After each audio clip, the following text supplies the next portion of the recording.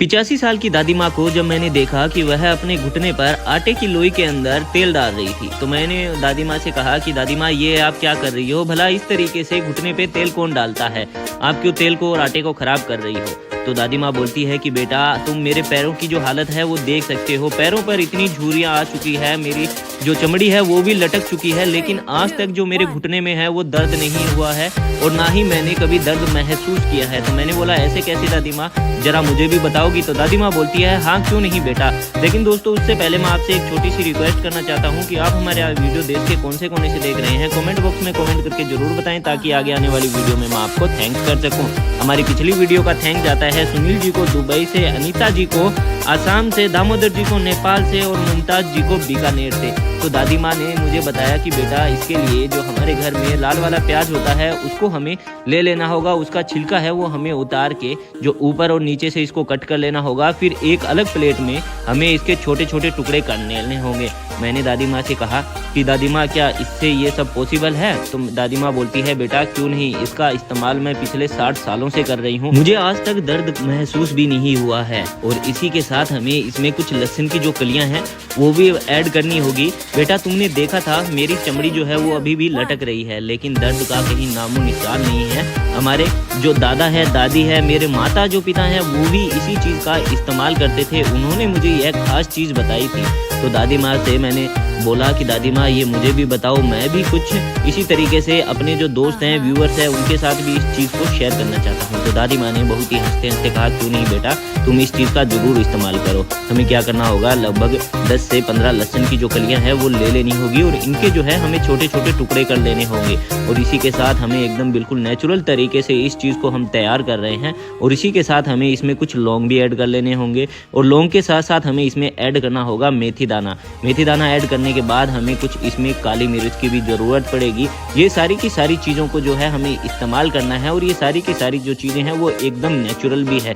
मैंने बोला हाँ दादी माँ है तो ये सारी की सारी चीज़ें नेचुरल, लेकिन मुझे नहीं लगता कि इससे जो घुटनों का दर्द है, जोड़ों का दर्द है वो जा सकता है। तो दादी माँ ने कहा बेटा बस जिस तरीके से मैं कर रही हूँ इस तरीके से अगर तुमने इसको एक बार भी अप्लाई कर लिया तो पहली ही बार से तुम्हें रिजल्ट देखने को मिल जाएगा।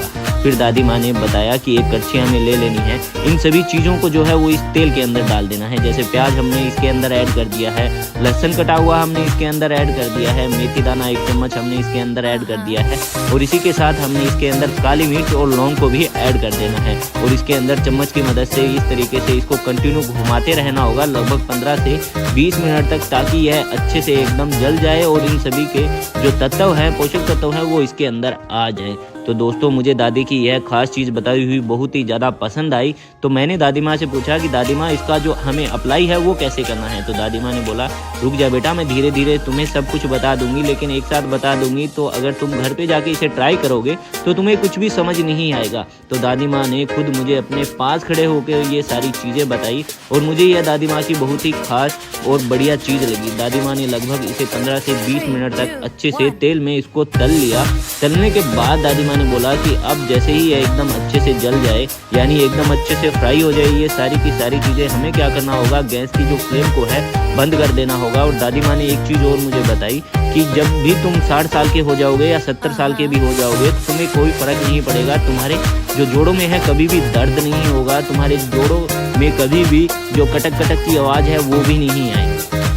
15 से 20 मिनट के बाद दादी माँ ने बोला कि इसे हमें छलनी की मदद से अब छान लेना होगा और इसे लगभग ठंडा होने के लिए हमें 5 से 10 मिनट के लिए साइड में रख देना होगा, ताकि जो हमारा ये तेल है, जो हमने सरसों का तेल इसमें ऐड किया है, वो सारा का सारा ठंडा हो जाए और जब भी हमें इसे लगाएं तो हमें थोड़ी सी जलन महसूस ना हो। फिर आपको क्या करना होगा, एक आटे की लोई या फिर किसी भी और चीज़ की मदद से इस तरीके से एक राउंड शेप बना लेनी होगी। राउंड शेप बनाने के बाद तुम्हें क्या करना होगा, इस तेल को 2 चम्मच इस्तेमाल कर लेना होगा और बाकी का जो तेल है वो बाद के लिए रख देना होगा और इसे तुम्हें कम से कम 5 मिनट के लिए ऐसे ही रख देना होगा, क्योंकि जो चीज़ें हमने इसमें इस्तेमाल की है वो सारी की सारी जो चीज़ें हैं वो दर्द को जो है वो खींचती है, जो हमारे घुटनों में, जोड़ों में दर्द नहीं होने देती है। मेरे पैरों की जो झुर्रियाँ हैं तुम देख सकते हो, मेरी चमड़ी है वो लटक चुकी है, लेकिन दर्द आज तक नहीं हुआ है। तो दादी माँ ने एक चीज़ और मुझे बताई, ये कि इसका इस्तेमाल हम अपने बालों पे भी कर सकते हैं, जिससे कि हमारे जो बाल हैं सफ़ेद हो चुके हैं या फिर झड़ रहे हैं तो उसके लिए भी बहुत ही खास हमें इससे उपाय मिलेगा, यानी हमारे बाल झड़ने से रुक जाएंगे और जड़ों से काले होंगे। दादी माँ ने कहा इसे लगभग 5 से 7 मिनट मसाज करके इसे अपने घुटने पे ही लगे रहने देना है। अगर दोस्तों आपको दादी माँ की यह खास ट्रिक पसंद आई हो तो वीडियो को आप ज़्यादा से ज़्यादा लाइक करें, शेयर करें, कमेंट करें और हमारे फेसबुक पेज और यूट्यूब चैनल को जरूर फॉलो सब्सक्राइब करें। Thank you.